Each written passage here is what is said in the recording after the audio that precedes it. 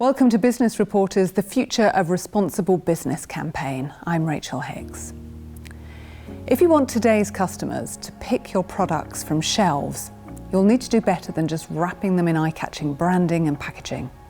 More and more consumers are demanding environmental responsibility from brands, and they're wise to greenwashing and won't tolerate it.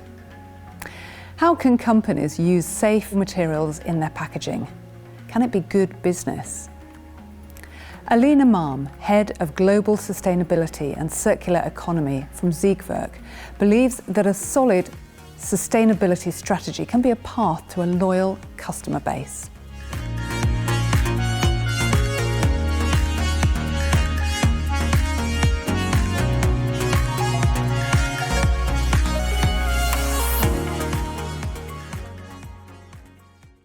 Alina, sustainability, the circular economy, green credentials, they've all been hot topics for a while now.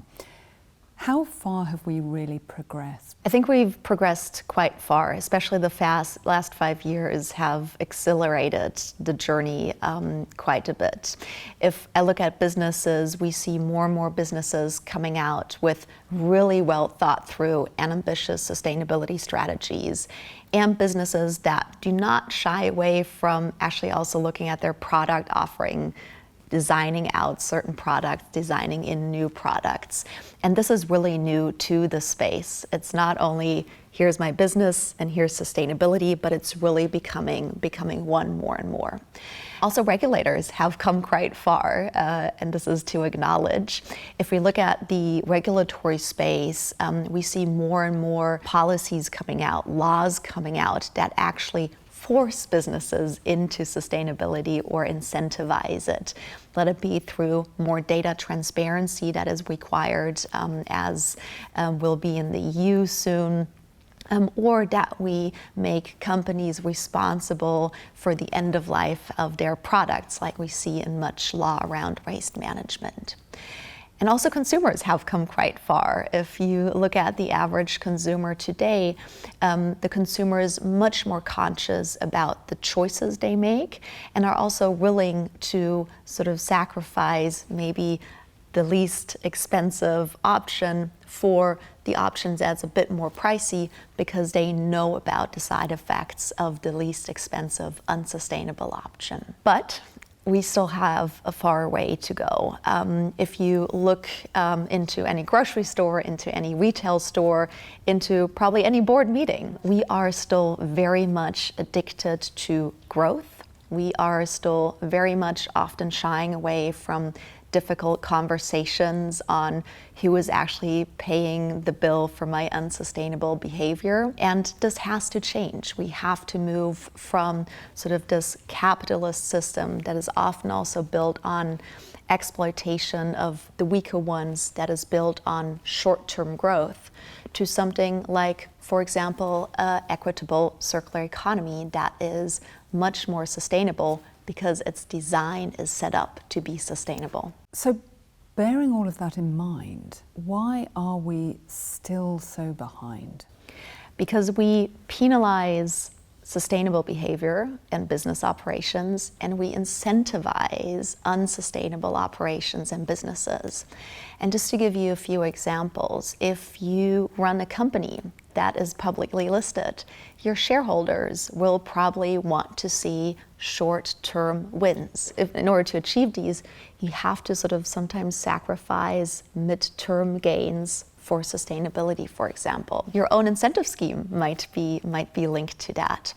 But then also taking it out of the business more into this broader level again, we have subsidies that go into unsustainable solutions that are immense. If you think about the subsidies that go into the oil industry alone, those are $750 billion a year.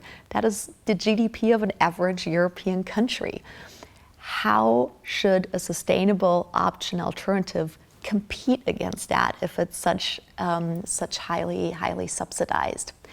And then also, we're still okay with others picking up the cost that are incurred through unsustainable behavior, because they're always is a cost. It's just not carried by that specific company.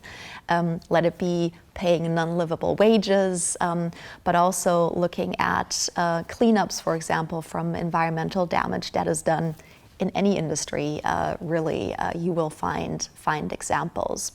So as long as we don't really look at sort of this systematic approach and put more money, more support into sustainable solutions and incentivize and reward companies that are doing this and penalize the ones that are not doing it, it will always be an uphill battle for those who really want to push the agenda forward. Luckily, we have a lot of companies, consumers, regulators that are willing to go that uphill struggle and that are pushing the boundaries of our current systems. But sometimes the challenge for them is, especially for businesses, where do I start?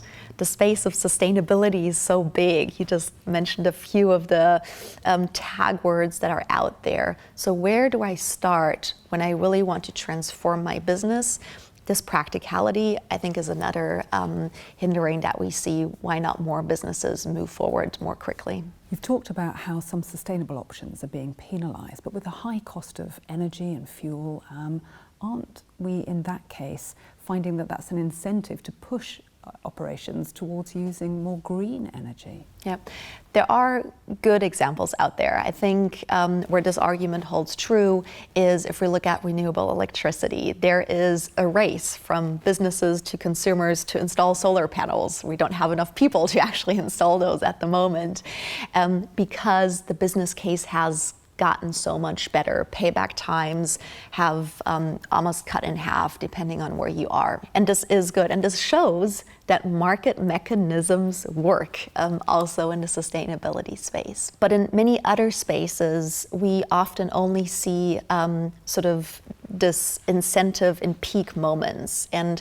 let me give you an example for recycled plastic. So there are moments in time where recycled plastic can be cost competitive to virgin plastic if the price of virgin plastic is very high for different reasons. It could be that less oil is actually put on the market. It could have other reasons. In those moments, recycled plastic has a great cost competitive offering, but it's only snapshots. And if you think about investing in something, you don't want snapshots of price competitiveness. You want that to be a solid business case. And you as a recycler, you have very, very stable costs, the energy to run your recycling plant. And you compete, again, against a material that is highly subsidized and that is highly driven by sort of a few countries on this world with regards to price fluctuations. So that becomes quite difficult. So what we really need to see is sort of this evening out, this leveling out of the playing field from a financial perspective. And we're seeing this more and more. If you look at sort of regulation coming in, luckily we're incentivizing good behavior, sustainable behavior more, and we're penalizing unsustainable behavior more. Just one example, if you look at the price of carbon on the markets, it's increasing drastically, which of course as a company gives you a great incentive to lower your carbon emissions. And there are many other examples out there. So we're seeing the support and are seeing more and more rewards for more sustainable behavior. Okay, so let's look at a company that has championed the cause that we're talking about. What are its best practices? Yeah, so I know Siegwerk best, so I'll give some insights on Siegwerk. And we had a few challenges that I just pointed out to. One of them was where to start. We're a family-owned business, so acting responsibly is very much in our DNA. But even if that is so, where do you start? So what we looked at was our product and the end of life of product. We produce inks and coatings for packaging. So we were and are very much part of the whole discussion about the plastic waste crisis, but of course also other packaging. So we try to understand what is our role in that, how much responsibility do we carry, but even more so, how can our solutions, our products, actually be part of mitigating the negative effects of being the solution. And we built an entire business strategy around this. We developed new business cases, phased out products, phased in new products through R&D efforts, and really made this core to our business strategy. And this has worked very well for, I think, two key reasons. The one is the concepts of a circular economy are quite easy to understand. Everybody at least has some understanding of what it means to recycle, to repair, to reuse, to refurbish. So all of these R's that we know as part of the circular economy. The second part is we build business cases. It's all about how can you build a sustainable product or service offering. And that comes with numbers on the business case. And that makes it so much easier to convince and engage people who are much more number-driven than they might be sort of sustainability-driven. And then what we've noticed is with circular economy, it was sort of the gateway drug. It worked out really well. We implemented in the organization, and that gave us so much grounding and tailwind that we were able to enhance our sustainability approach. We launched an entire new strategy on sustainability with quite a broad scope covering carbon neutrality targets, including diversity as a quantifiable target, but also looking at the conditions in our supply chain and creating transparency around this and, of course, improving it. This would not have been possible if we would not have had sort of this entry point with a circular economy in the first place. So if this gateway drug hooks companies and brands into wanting to follow your advice, what are the important aspects of it for customers? How seriously do they want to see companies following it? I think no matter if you're in the B2B or the B2C space, at the end of the day, your product is going to end up with the end consumer. And as mentioned, end consumers, they want more sustainable options. They don't want to eat an egg that comes from a chicken that can barely live. They want an egg that comes from a happy chicken. I think that's a natural want. So taking this seriously, what we see now also in the packaging industry is something I call trickle-down sustainability. So consumers drive big brands to put more sustainable options on the market. Those big brands, in turn, have to involve their suppliers. Those start innovating, those start looking at their sustainability track record, and then it goes into the next supplier step. And now we put it in front of our suppliers and engage and involve them. And this is quite a powerful mechanism, and a mechanism that's working very well. Maybe not fast enough, but well enough. So even though as consumers, we sometimes see them as only a small part, or sometimes as a consumer you might feel powerless against those big corporations, your money counts, and how you spend it really counts. I think looking at the consumer, one thing is really essential is that right now for the consumer, it's still quite difficult to choose the most sustainable option. If you remember, go to any grocery store, the sustainable product is not the default setting. Plus, often you don't even really know how your product is produced. And even if you know, the more sustainable part often is more expensive. So there are two key things that the packaging industry has to look at, but of course also under other industries, is transparency. So how do you inform about the environmental footprint of the product and the social footprint of the product? And then secondly, more price parity. And I think this is key to really get it into the masses. And we already talked about sort of the competitive state of sustainable solutions and how we sort of incentivize the unsustainable solutions still too much. But you're a packaging expert. How should companies incorporate sustainable green credentials into their labelling, their packaging? I draw a lot from the learning journey that Siegwerk has, and I think starting with sort of the idea of circular economy is always a really good entry point because of the benefits that it has. It's easy to understand, it has a business case. So think about your packaging and how you design it to become more circular.